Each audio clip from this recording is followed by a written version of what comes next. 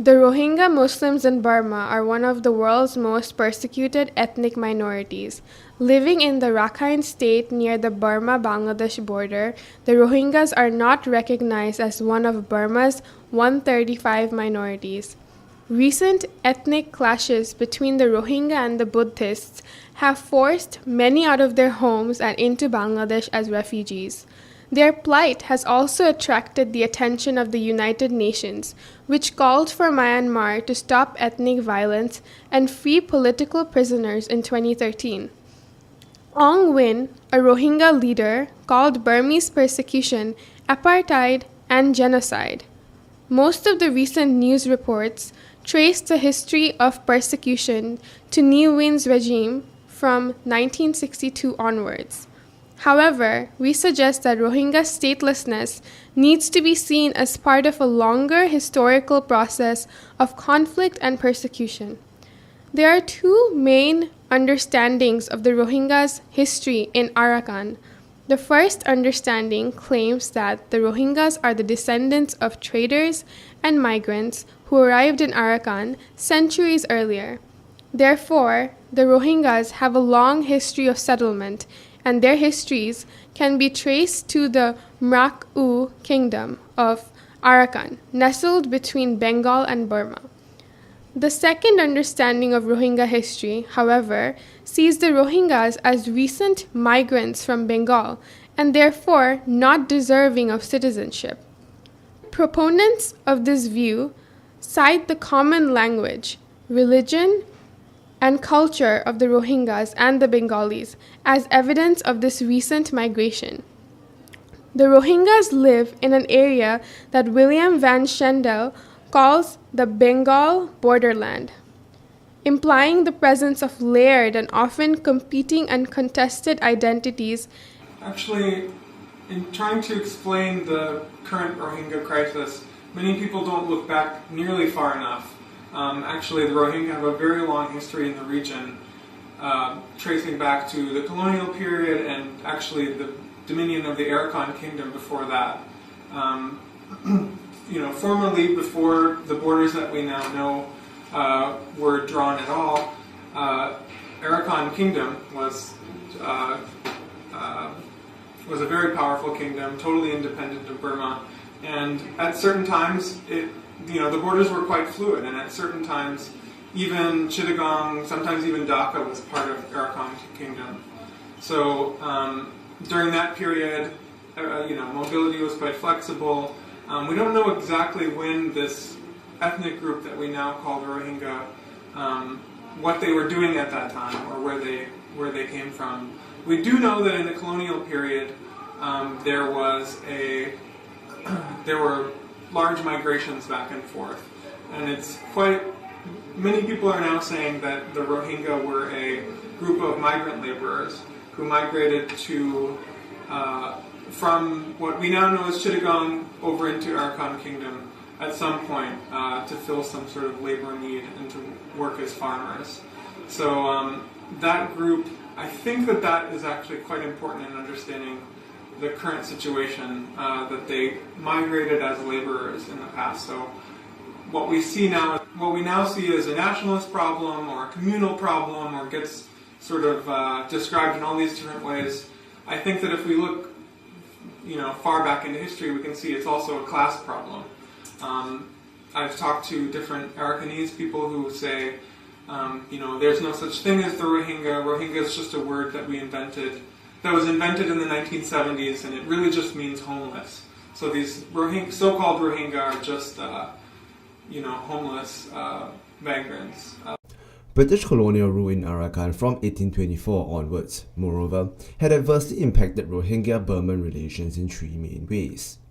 First, British annexation of Arakan after the First Anglo-Burmese War saw the imposition of an artificial boundary between Burma and India and encouraged the movement of Muslim Arakanis whose grandparents had fled Arakan due to the Burmese occupation. This tied the position of Muslim Arakanis to the British in Burma. Second, the colonial division of labour led to a reorganization of land and labour and brought about a steady movement of an Indian population from the west to the east to cultivate rice. The Indians also filled colonial administrative positions in the former Burmese Empire. This was in keeping with the British focus on cultivation and the export of raw materials from its colonies to meet the demands of global markets. This imperial division of labor led to the Arakan Buddhists being displaced and culminated in the anti-Muslim riots. This division of labor also conflated native Rohingya Muslims with recent Indian immigrants, thus hardening the divide between the Arakan Buddhists and the Muslims. Third, the British defeat to the Japanese in 1940 further contributed to the Rohingya-Burmese conflict because the Arakan Buddhists collaborated with the Japanese and forced many Muslim Arakanis to flee Arakan. Arakan subsequently became divided into a Muslim north and a Buddhist south. However, the Rohingyas themselves were also partly a cause for their alienation and displacement. After the Japanese occupation, the Rohingya Mujahideen adopted the use of violence to resist the Burmese state. They fought and controlled most of Arakan by 1949 and threatened Burma's territorial integrity. This provoked further persecution and the Rohingyas were targeted by the Arakanese territorial forces. Lastly, Ne Win's rule over Burma from 1962 onwards institutionalized this divide between the Buddhists and the Rohingyas. His harsh policies, like the reclamation of frontier areas, were motivated by his need for legitimacy. For example, Operation Dragon King was a national effort to register citizens and pick up foreigners living in Burma. Sweeping checks of papers were conducted to purge Burma of illegal immigrants. However, it turned into a large-scale violent crackdown targeted at the Rohingya Muslims. Destruction of mosques and religious persecution ensued. There were also cases of execution, rape, and brutality, leading to Rohingyas fleeing Burma into Bangladesh. Additionally, the Burmese government passed the Burma Citizenship Law. This law was a response to Operation Golden Bird that saw the repatriation of Rohingyas from Bangladesh. Under this law, Rohingyas were described as non-nationals and did not fit within the three categories of citizenship. They are non-citizens. They're in Burma. The Rohingyas are completely stateless. They have no national rights. They have no rights even at the international level because clearly they're being denied services. So yeah, I mean, you're asking about them being called non-citizens. I think that's completely accurate, and that itself explains a lot about why this problem persists. Is that as long as they are not able to access,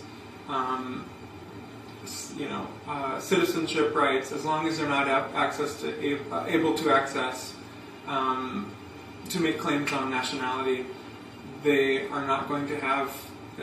Nothing's going to get better for them. It's going to continue like this. Technically, they were Burmese citizens. They were granted something resembling citizenship in 1947 at the time of partition, and they held on to that until the early 80s. But in 1982, under the Ne Win policies, they completely reconfigured citizenship laws in a way that was that conspired to leave pretty much only the Rohingya out. So they said, okay, we're going to have new ID cards, we're going to have a new system, and Rohingyas all got lost in the mail or something. In conclusion, the Rohingya-Burman conflict is not merely a contemporary issue. Instead, the conflict has deep-seated historical roots and has been worsened by colonization, the Japanese occupation, and the Burman nation-building process. Therefore, we are still struggling with the questions of whether the Rohingya-Buddhist conflict is largely a legacy of British colonialization or not, whether the Burmese state exclude the Rohingyas because of Burmese nationalism and the need to create a homogeneous Burman state, and if their historical roots of the conflict can help us in possibly solving the Rohingya-Buddhist conflict in any way.